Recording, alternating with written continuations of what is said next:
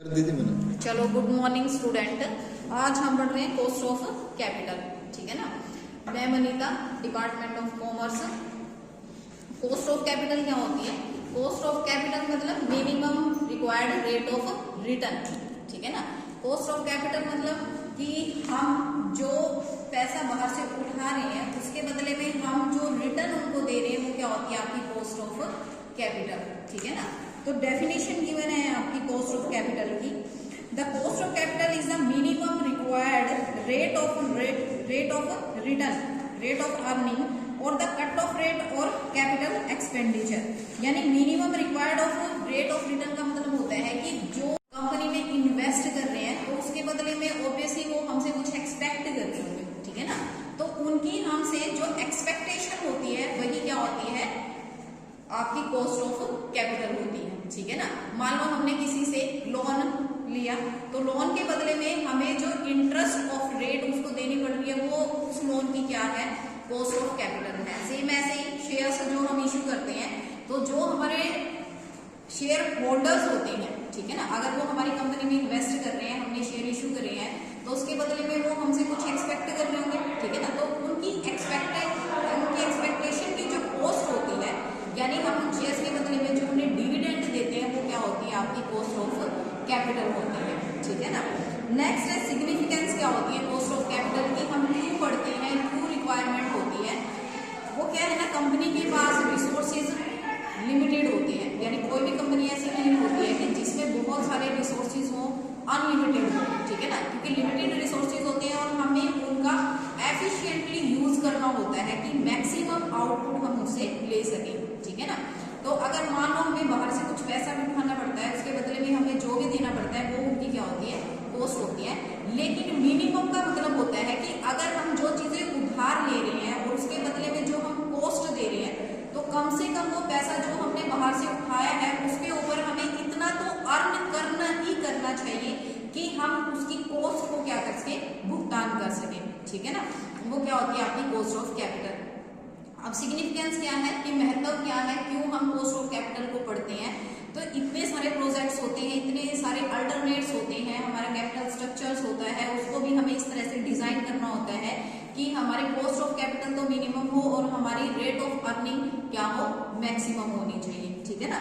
तो मेन बहुत सारी जो सिग्निफिकेंस है, जैसे सबसे पहले हमारी help in designing the capital structure. Capital structure क्या होता है आपका? कैपिटल स्ट्रक्चर यानी जो आपकी बैलेंस शीट का जो फॉर्मेट होता है, यानी लायबिलिटी साइड, जो लॉन्ग टर्म शॉर्ट टर्म जो हमारे सोर्सेज होते हैं वो किस अनुपात में, यानी किस रेशियो में, किस प्रोपोर्शन में हम बाहर से उसको उठाते हैं, वो हमारा क्या होता है? Capital structure. अब हमें अपने कैपिटल स्ट्रक्चर में कौन से सोर्सेज को हमें इंक्लूड करना है, उसके लिए हमें देखना होता है कॉस्ट ऑफ कैपिटल। यानी हम किसकी कॉस्ट को बियर कर सकते हैं और कौन सी कॉस्ट हमारे लिए अच्छी रहेगी, यानी हमारे लिए मिनिमम कॉस्ट होगी और मैक्सिमम हमें उनसे अर्निंग होगी। यानी कैपिटल स्ट्रक्चर को डिजाइन करने के लिए भी हमें कॉस्ट ऑफ कैपिटल को स्टडी करना पड़ता है। नेक्स्ट है helpful in taking capital budgeting decision. Capital budgeting decision का मतलब होता है कि लॉन्ग टर्म असेट्स में इन्वेस्ट करना, लॉन्ग टर्म प्रोजेक्ट्स में इन्वेस्ट करने के रिगार्डिंग जो हम डिसीजन लेते हैं वो हमारा क्या होता है? कैपिटल बस्टिंग डिसीजन होता है, ठीक है ना। तो बहुत सारे प्रोजेक्ट्स होते हैं, हमें अब उनमें से कौन सा प्रोजेक्ट हमें चूज करना है वो उनकी मेरिट्स, डीमेरिट्स और कॉस्ट ऑफ कैपिटल के ऊपर डिपेंड करता है, ठीक है ना। जिसे हम उसी प्रोजेक्ट को सिलेक्ट करते हैं जिसे हमारी कॉस्ट ऑफ कैपिटल तो मिनिमम हो और उससे मिलने वाली अर्निंग हमारी मैक्सिमम हो। नेक्स्ट है आपका helpful in evaluation of financial efficiency of top management. यानी टॉप मैनेजमेंट जो काम करता है उसकी एफिशिएंसी भी हम किससे मेजर कर सकते हैं? कॉस्ट ऑफ कैपिटल से। कैसे? कि जो बहुत कम, यानी कम से कम रेट में हमें फाइनेंस अवेलेबल करवा सकता है, ठीक है ना, और जो हमारे लिए अर्निंग के सोर्स को बढ़ा सकता है, उससे उनकी एफिशिएंसी को हम मेजर कर सकते हैं। यानी फाइनेंस अवेलेबल करवाना तो बहुत इजी टास्क है, लेकिन मिनिमम कॉस्ट पे अवेलेबल करवाना वो बहुत हार्ड होता है और इसी से हम मैनेजमेंट की एफिशिएंसी है वो क्या कर सकते हैं? मेजर कर सकते हैं। Helpful in comparative analysis of various sources of finance. बहुत सारे सोर्सेज हैं फाइनेंस में, जैसे आपका कैपिटल मार्केट है, मनी मार्केट है, इनसे आप कहीं से भी लॉन्ग टर्म है, शॉर्ट टर्म है, मीडियम टर्म है, बैंकिंग है, फाइनेंशियल इंस्टीट्यूशंस हैं, शेयर्स, डिबेंचर हैं, बॉन्ड्स हैं, तो बहुत सारे सोर्सेज हैं हमारे फाइनेंस के, ठीक है ना। तो हम कंपेयर करेंगे कि इनमें किसकी कॉस्ट हमारे लिए अफोर्डेबल है, यानी मिनिमम है, और जिनसे मिलने वाला रिटर्न हमारे लिए मैक्सिमम हो। तो कॉस्ट ऑफ कैपिटल हमें क्या प्लेटफॉर्म देता है कि हम डिफरेंटली सोर्सेज को कॉस्ट ऑफ कैपिटल के बेस पे क्या कर सकते हैं, एनालाइज कर सकते हैं और कंपेयर कर सकते हैं एक दूसरे के साथ, जो हमारे लिए अच्छा होता है। Helpful in taking other financial decision, और भी फाइनेंशियल डिसीजन है, जैसे डिविडेंड पॉलिसी है, बोनस शेयर इशू करना है, राइट शेयर इशू करना है, ये अदर डिसीजन भी हमारे बेस्ड होते हैं कॉस्ट ऑफ कैपिटल के ऊपर। नेक्स्ट है factor affecting of cost of capital. ऐसे बहुत सारे फैक्टर हैं, क्योंकि बहुत सारे सोर्सेज होते हैं और उनको हम कंपेयर करते हैं, ठीक है ना, तो उसके बेस पे हम बेस्ट को चूज करते हैं।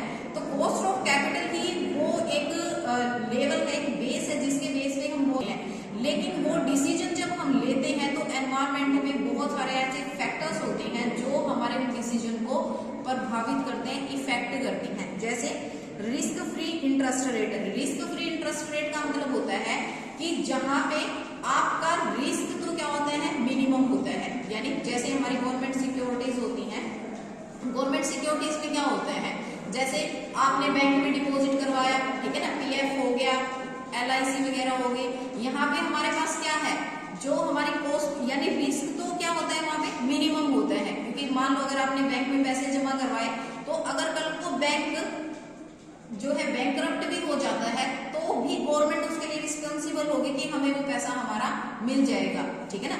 लेकिन उसमें हमारा जो इंटरेस्ट होता है, यानी जो हमें अर्निंग होती है, वो हमारी मिनिमम होती है, ठीक है ना। बजाय कि अगर हम म्यूचुअल फंड में इन्वेस्ट करें, यानी जहां पे जितना रिस्क हमारी कैपेसिटी अर्निंग की उतनी ही ज्यादा होती है। अगर हम ज्यादा प्रॉफिटेबल जो सिक्योरिटीज में इन्वेस्ट करना चाहते हैं तो उनके साथ हमारा रिस्क भी क्या हो जाता है, बढ़ जाता है। तो रिस्क फ्री का मतलब होता है जहां पे आपको बिल्कुल भी रिस्क नहीं लेते हैं, यानी रिस्क होता ही नहीं है, किसी भी तरह का रिस्क नहीं होता है और हम बेझिझक उसमें पैसा इन्वेस्ट कर सकते हैं, ठीक है ना। तो वो भी कॉस्ट ऑफ कैपिटल को क्या करता है, इफेक्ट करता है, ठीक है ना, कि हमें कौन से सोर्स में जो है वो करना चाहिए। उसके बाद है बिजनेस रिस्क। बिजनेस रिस्क क्या होता है, वेरिएबिलिटी इन ऑपरेटिंग प्रॉफिट। वेरिएबिलिटी इन ऑपरेटिंग प्रॉफिट का मतलब profit before interest and tax, ठीक है ना। उसमें जो वेरिएबिलिटी होती है वो भी हमारी कॉस्ट ऑफ कैपिटल को क्या करती है, इफेक्ट करती है। कैसे, अगर फ्लक्चुएशन ज्यादा है तो बाहर से पैसा उठाने में हमें दिक्कत आएगी, लेकिन अगर फ्लक्चुएशन कम है तो बाहर से पैसा उठाने में हमें दिक्कत नहीं आती, क्योंकि एक सर्टेनिटी बनी रहती है। और सर्टेनिटी का मतलब निश्चितता, यानी फ्यूचर में भी हम क्या है, सिक्योर है। फाइनेंशियल रिस्क क्या होता है, फाइनेंशियल रिस्क यानी proportion of long term debts in capital structure of the firm. यानी कैपिटल स्ट्रक्चर में अगर हम लॉन्ग टर्म डेट को बढ़ाते रहेंगे, उनके प्रोपोर्शन को अगर हम इंक्रीज करते रहेंगे तो एक टाइम के बाद हमारे पास जो फाइनेंशियल रिस्क है वो मैक्सिमम हो जाएगा, क्योंकि जो डेट के ऊपर इंटरेस्ट हमें देना पड़ता है वो एक फिक्स्ड बर्डन होता है कंपनी के ऊपर, कि आपके पास अर्निंग आ रही है या नहीं आ रही है तो भी हमें क्या करना पड़ता है, उसके ऊपर इंटरेस्ट देना पड़ता है, ठीक है ना। तो फाइनेंशियल बर्डन ये भी हमारे स्पेसिफाई करता है, कॉस्ट ऑफ कैपिटल को इफेक्ट करता है। नेक्स्ट है nature of business. Nature of business भी हमें इफेक्ट करता है, यानी बहुत सारे ऐसे बिजनेस होते हैं जैसे ट्रेडिंग है, जिनमें शॉर्ट टर्म एसेट्स की हमें जो मैन्युफैक्चरिंग है, जहाँ पे लॉन्ग टर्म के लिए हमें पैसा सिक्योर रखना पड़ता है, इन्वेस्टेड करना पड़ता है, तो वहां पे रिस्क ज्यादा होता है, ठीक है ना। तो वो कॉस्ट ऑफ कैपिटल को भी क्या करता है, नेचर ऑफ बिजनेस इफेक्ट करता है। अगर लॉन्ग रन में है that means cost of capital हमारी ज्यादा होगी, अगर शॉर्ट टर्म में है तो वहां पे हमें कम देना पड़ सकता है। रिक्वायरमेंट ऑफ फंड, अगर हमें रिक्वायरमेंट है फंड थोड़े की तो इजिली सिंपल कंडीशन में कम इंटरेस्ट रेट पे हमें वो मिल सकता है, लेकिन अगर हमें ज्यादा टाइम के लिए रिक्वायरमेंट है तो अगर आप ज्यादा पैसा उठाएंगे तो रिस्क सामने वाले का ज्यादा होगा, तो वो आपसे डिमांड भी कॉस्ट ऑफ कैपिटल यानी ज्यादा होगी, वो इंटरेस्ट भी ज्यादा एक्सपेक्ट करेगा। नेक्स्ट है एटीट्यूड ऑफ मैनेजमेंट, बहुत हद तक डिपेंड करता है एटीट्यूड ऑफ मैनेजमेंट के ऊपर। कुछ मैनेजमेंट रिस्क टेकर होते हैं तो इजिली वो कम कॉस्ट में पैसा उठा सकते हैं और जो काम है वो कंटिन्यू कर सकते हैं, लेकिन कुछ होते हैं जो रिस्क टेकर नहीं होते हैं तो एडवांस में पैसा रखे हुए होते हैं और जिसके ऊपर हमें कॉस्टें ज्यादा बियर करनी पड़ सकती है। Problems in determine of cost of capital को डिटरमाइन डिटरमाइन करने के लिए बहुत सारी प्रॉब्लम्स हैं। सबसे पहले historical cost and future cost, क्योंकि बहुत सारे ऐसे जैसे आपके प्रेफरेंस शेयर हैं, डिवेंचर्स हैं, इक्विटी शेयर्स हैं, बैलेंस शीट में उनकी कॉस्टें गिवन होती हैं, वो हमारी हिस्टोरिकल कॉस्ट होती है। इन फ्यूचर यानी प्रेजेंट में मार्केट की कंडीशन क्या होती है, वो हमारी मार्केट कॉस्ट होती है यानी प्रेजेंट कॉस्ट होती है। तो अब हमें कॉस्ट ऑफ कैपिटल निकालने के लिए हमें कौन सी कॉस्ट को प्रेफर करना चाहिए, तो ये भी बहुत बड़ी प्रॉब्लम होती है। नेक्स्ट है problem in computation of cost of equity, क्योंकि कॉस्ट ऑफ इक्विटी के ऊपर हम कभी भी फिक्स्ड रेट से डिविडेंड नहीं देते हैं, वो according to circumstances, situation, earning, profitability के हिसाब से क्या होती रहती है, चेंजेस होती रहती है। दूसरा, अब इक्विटी हमसे एक्सपेक्ट क्या कर रहा है वो एग्जैक्टली हम मेजर नहीं कर पाते हैं, तो इक्विटी को मेजर करने में भी थोड़ी सी प्रॉब्लम आती है। नेक्स्ट है retained earning, computation of cost of retained earning. इसमें प्रॉब्लम क्यों आती है, क्योंकि वैसे समझा जाता है कि रिटेन अर्निंग है वो हमारा फ्री ऑफ कॉस्ट होता है, क्योंकि वो हमारे खुद के फंड होते हैं, लेकिन एक्चुअल में ऐसा नहीं होता है, क्योंकि वो फंड हमारा तभी होता है जब हमने शेयर होल्डर को डिविडेंड नहीं दिया होता। तो अपॉर्चुनिटी कॉस्ट होती है, रिटेन अर्निंग की जो कॉस्ट होती है वो एक्चुअल में अपॉर्चुनिटी कॉस्ट होती है, लेकिन एग्जैक्टली कितनी कॉस्ट होनी चाहिए, अगर हम बाहर इन्वेस्ट करते तो हमें कितना मिलता, अगर हम खुद की कंपनी में इन्वेस्ट कर रहे हैं, हम नहीं बांट रहे हैं, तो उसकी अपॉर्चुनिटी कॉस्ट है, तो उसको कंप्यूट करना थोड़ा सा डिफिकल्ट होता है। नेक्स्ट है problem of assigning weight. Assigning weight का मतलब होता है कि आप वेटेज कैसे देते हो, यानी किसको ज्यादा प्रेफर करते हो, ठीक है ना। तो वो आपका मार्केट वैल्यू और बुक वैल्यू, दो चीजों के ऊपर डिपेंड करता है कि हम उसको मार्केट वैल्यू लेते हैं या जो है वो बुक वैल्यू लेते हैं। नेक्स्ट है आपका computation of cost of specific source of finance, यानी यहाँ पे डिफरेंट टाइप के जो सोर्सेज हैं जिनकी कॉस्ट हमें क्या करनी है, मेजर करनी है। तो सबसे पहले है हमारी cost of debt. Cost of debt को हम दो तरह से मेजर कर सकते हैं, before tax and after tax, ठीक है ना। तो जैसे हम कॉस्ट ऑफ डेट निकाल रहे हैं आज, कॉस्ट ऑफ डेट का फॉर्मूला क्या होता है आपका, कॉस्ट ऑफ डेट, ठीक है ना, 1 divide by cost of debt. तो 1 मतलब यहाँ पे आई यूनिट क्या होता है आपका, इंटरेस्ट, इंटरेस्ट डिवाइड बाय जो आपकी cost of sorry NP net. ये कैसे निकालते हैं हम, जो क्वेश्चन में गिवन होती है उसके अकॉर्डिंग, जो भी हमारे पास कैलकुलेशन होती है उसके अकॉर्डिंग निकालते हैं।